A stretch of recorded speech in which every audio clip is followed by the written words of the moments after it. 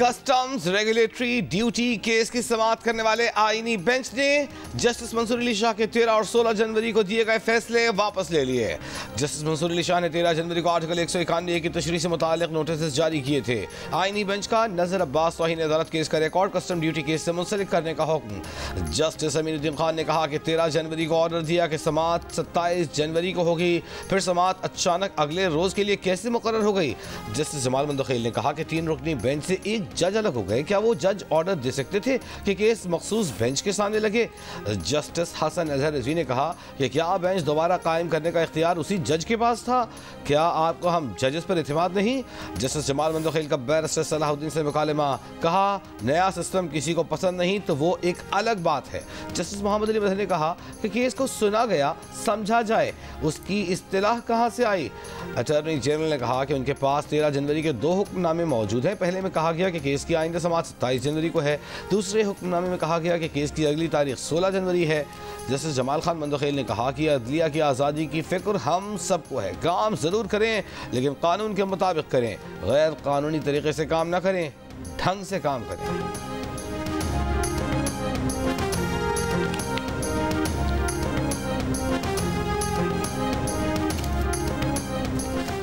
वफाकी हुकूमत का जस्टिस मंसूर अली शाह के फुल कोर्ट तश्कील का ऑर्डर चैलेंज करने का फैसला। अटार्नी जनरल ने आईनी बेंच को वफाकी हुकूमत के फैसले से मुतालिक मौक़िफ़ से आगाह कर दिया। अटार्नी जनरल का कहना है कि फैसले में जस्टिस मंसूर अली शाह ने आज खुद नोटिस का इख्तियार इस्तेमाल किया। जस्टिस मंसूर अली शाह ये इख्तियार इस्तेमाल नहीं कर सकते थे। गैर आईनी फैसला होने की वजह से वफाकी हुकूमत इसे चैलेंज करेगी। गुज़श्ता रोज़ जस्टिस मंसूर अली शाह की सरबराही में 2 रुकनी बेंच ने एडिशनल रजिस्ट्रार नज़र अब्बास के खिलाफ तौहीन अदालत केस का तहरीरी हुक्मनामा जारी किया। बेंचेस इख्तियारात का केस मुकर्रर न करने के मामले पर फुल कोर्ट बनाने के लिए फाइल चीफ जस्टिस को भेजी गई।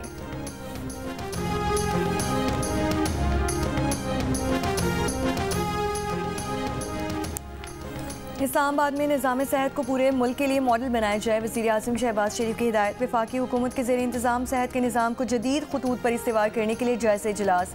वज़ीर आज़म ने कहा कि हुकूमत सेहत की सहूलियात तक रसाई के लिए तरजीही बुनियादों पर काम कर रही है। जिन्ना मेडिकल कॉम्प्लेक्स और रिसर्च सेंटर के काम की रफ्तार तेज़ करने, मशीनरी और आलात की खरीदारी के लिए प्री क्वालिफिकेशन का अमल शुरू करने की हिदायत।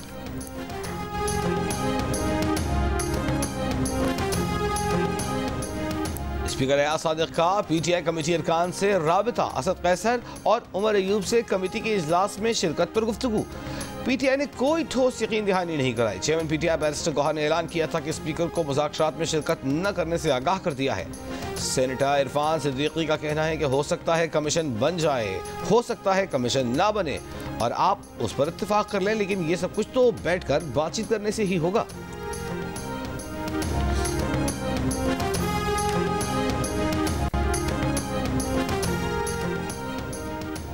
जुडिशल कमीशन नहीं, पार्लिमानी कमीशन बनाने पर गौर किया जा सकता है। पीटीआई ने आज मुज़ाकरात में शिरकत की तो हुकूमत पेशकश सामने रखेगी। जंग और द न्यूज़ में एडिन इन्वेस्टिगेशन अंसार अब्बासी की रिपोर्ट के मुताबिक हुकूमती मुज़ाकराती कमेटी के अरकान की राय है कि अदालत में ज़ेर समात मामलात पर कमीशन नहीं बन सकता। पीटीआई ने 9 मई और 26 नवंबर के वाक़यात पर अदालती कमीशन तश्कील देने का मुतालबा किया है। वज़ीर आज़म के मुशीर राना सनाउल्लाह ने सवाल उठाया है कि मुज़ाकराती अमल को छोड़ने से पीटीआई को क्या फ़ायदा हुआ।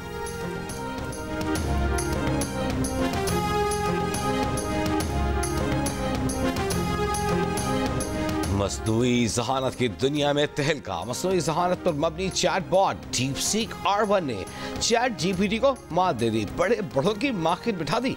अमेरिका, बरतानिया और चीन में भी एप्पल के ऐप स्टोर्स पर टॉप रेटेड मुफ्त एप्लीकेशन बन गई। नोएडा, माइक्रोसॉफ्ट और मेटा जैसी अमेरिकी टेक और एआई कंपनीज के हिस्से में गिरावट देखी जा रही है। टेक कंपनियों के 550 अरब डॉलर से ज्यादा डूब गए। $60 लाख की कम मालियत में तैयार होने वाले चीनी चैटबॉट की मकबूलियत से अमेरिका में मसनूई ज़हानत से मुताल्लिक ऐप्स पर अरबों डॉलर की सरमायाकारी पर सवाल उठ गए।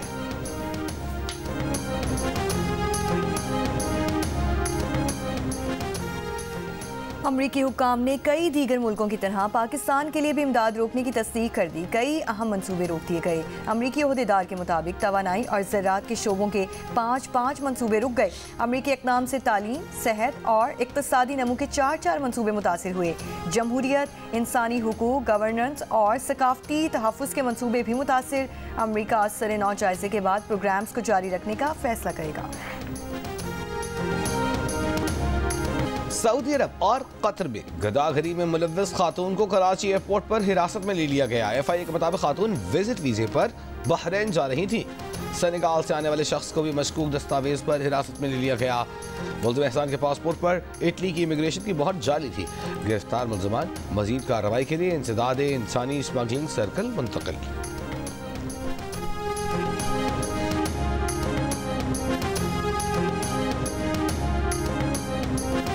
64% पाकिस्तानियों का महंगाई में कमी के हुकूमती दावों पर शक का इज़हार, यकीन न करने का कहा। 22% हुकूमती बयानात से मुतमईन, कहा महंगाई बढ़ने की शरह में वाकई कमी आई है। गैलप पाकिस्तान ने नया सर्वे जारी कर दिया। महंगाई में कमी के हुकूमती बयानात पर सबसे ज़्यादा शक ख़वातीन ने किया। 69% ख़वातीन का यकीन करने से इनकार। मर्दों में ये शरह 60% दिखाई दी। शबे मेराज पर मुल्क भर में मसाजिद, घरों में इबादत का खुसूसी एहतमाम। सिंध के तालीमी इदारों में आज तातील। जामिया कराची के तहत इम्तहानात अलबत्ता शेड्यूल के मुताबिक हो रहे हैं।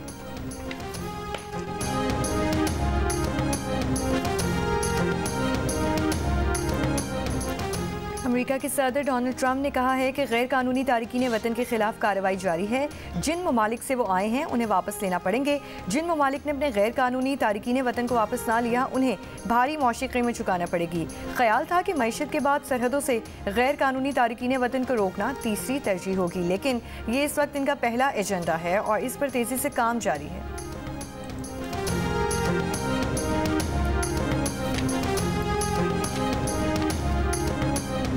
अमरीकी वज़ीर ख़ारजा मार्को रूबियो का उर्दन के बादशाह शाह अब्दुल्लाह को टेलीफोन। गजा जंग बंदी, खित्ते में सिक्योरिटी और इस्तेहकाम पर बातचीत। दोनों रहनुमाओं ने शाम की सूरत हाल पर भी बात की। अमरीकी वज़ीर ख़ारजा ने कहा कि शाम को दहशतगर्दी का अड्डा या पड़ोसियों के लिए खतरा नहीं बनना देंगे। मार्को रूबियो ने उर्दन से 75 बरस से जारी दो तरफा ताल्लुकात मजीद मजबूत बनाने का आज़म भी किया। अमरीकी वज़ीर ख़ारजा का कीनिया और कांगो के सदूर को टेलीफोन। बरतानवी, जर्मन और फ्रांसीसी हम मनसबों से बातचीत। अमरीकी वज़ीर ख़ारजा का मर्राकश और डोमिनिकन रिपब्लिक के वज़राए ख़ारजा से भी बाहमी दिलचस्पी के उमूर पर तबादला ख्याल।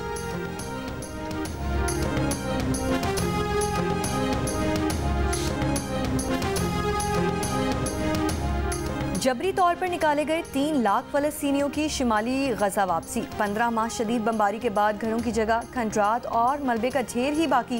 बेशतर अफराद ने तवील सफ़र पैदल तय किया। शिमाली गजा जाने वालों पर इसराइल के हमले।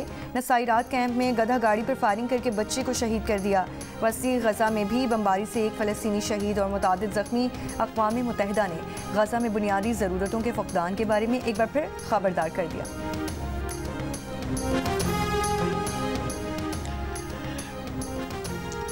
जबरी तौर पर अमरीकी सदर ट्रंप का भारतीय वज़ीर-ए-आज़म मोदी पर मजीद अमरीकी हथियारों की खरीदारी पर जोर। व्हाइट हाउस से जारी बयान के मुताबिक दोनों रहनुमाओं के दरमियान टेलीफोन पर गुफ्तगू में सदर ट्रंप ने अमरीकी साख्ता सिक्योरिटी आलात की खरीदारी में इजाफा और मुनसिफाना दो तरफा तजारती ताल्लुकात बढ़ाने की अहमियत पर जोर दिया। ट्रंप ने कहा कि अमरीका भारत का सबसे बड़ा तजारती शराकतदार और अहम स्ट्रेटेजिक शराकतदार है। सऊदी अरब ने मक्का और मदीना की जायदाद में गैर मुल्कियों को सरमायाकारी की इजाज़त दे दी। अरब मीडिया के मुताबिक गैर मुल्की सरमायाकार अब मक्का और मदीना में जायदाद के मालिक सऊदी लिस्टेड कंपनीज में सरमायाकारी कर सकेंगे। गैर मुल्की सरमायाकारी सिर्फ लिस्टेड कंपनीज के हिस्से से काबिल तब्दीली कर्जे तक महदूद है। फैसले का मकसद सऊदी विजन 2030 के तहत सरमायाकारी बढ़ाना और मईशत को तक़वियत देना है। चीन और भारत 5 साल बाद बराह रास्त फ़ज़ाई सर्विस दोबारा शुरू करने पर रजामंद। चीनी वज़ीर ख़ारजा की बीजिंग ने भारतीय सेक्रेटरी ख़ारजा से मुलाकात में इत्तेफाक। परवाज़ों की बहाली के फ्रेमवर्क पर बातचीत के लिए चीनी और भारतीय हुक्काम में मुलाकात जल्द होगी। चीन भारत मुतनाज़ सरहदी इलाके में 2020 की फ़ौजी झड़पों के बाद से दोनों ममालिक के ताल्लुकात कशीदा है।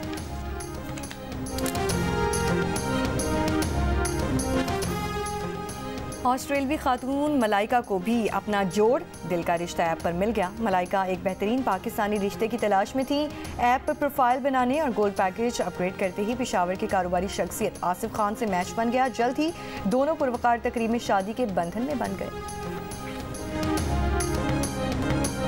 और किंग खान का जादू दुबई में भी सर चढ़कर बोलने लगा। दुबई के ग्लोबल विलेज में शाहरुख के एक झलक देने आवाम का समुंदर उमड़ आया। शाहरुख ने अपने डायलॉग सुनाए और अपने मशहूर गानों पर रक्स भी किया।